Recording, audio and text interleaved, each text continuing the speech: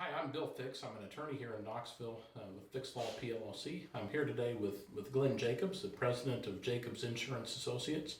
We're going to be talking about cyber liability insurance, and data breaches and why it's important for businesses here in Tennessee. As we talk about insurance in general, Glenn, what's the biggest issue that you think the insurance industry is facing in the next few years? I think over the next few years, cyber liability insurance will be the big issue, especially for small business.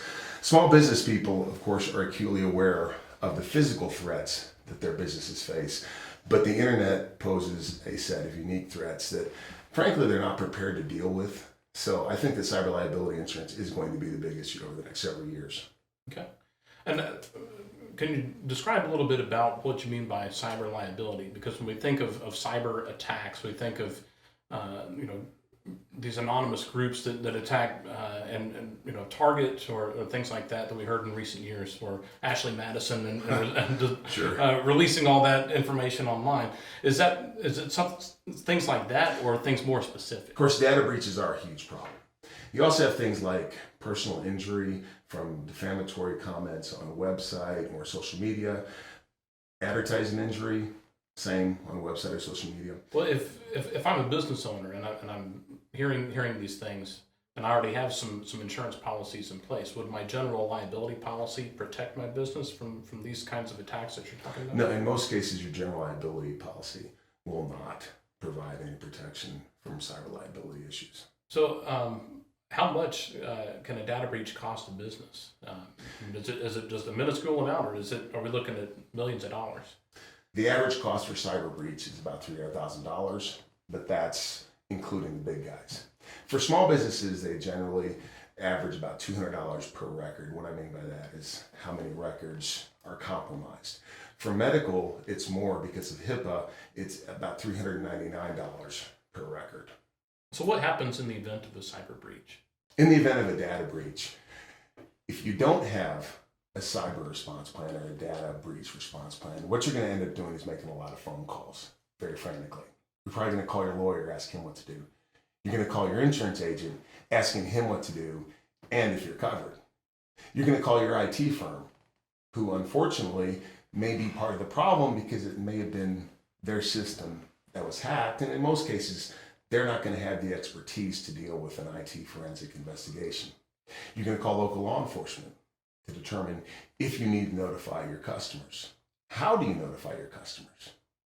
In the event that the breach involves credit or debit cards, you're going to be responsible for the cost of providing new cards, as well as a year of credit monitoring for the individuals whose data was compromised.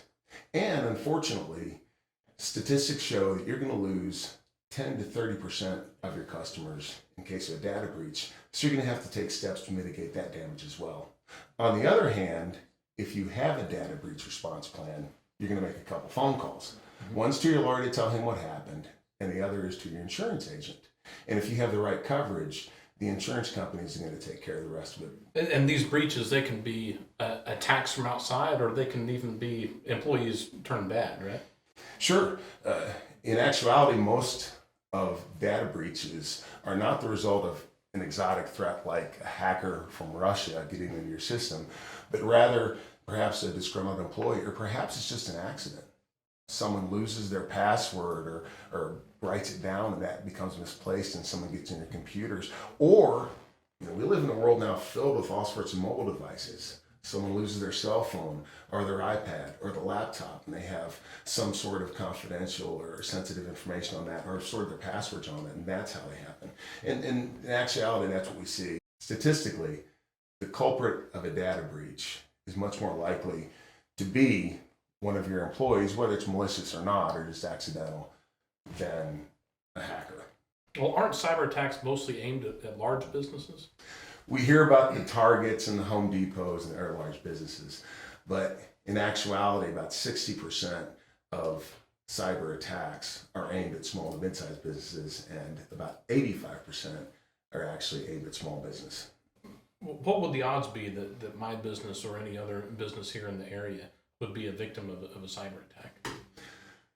odds are you will be the victim of a cyber attack. In fact, I would say that data breach is inevitable. Last year, about 43% of businesses in the United States had some sort of breach. What's the best way then to protect my business from a cyber attack or a data breach? The best way to protect yourself from a cyber attack or a data breach is to have a data breach response plan. That includes not only before the attack, of course, doing things like having strong passwords and get with your IT specialist to work on that sort of thing, of course.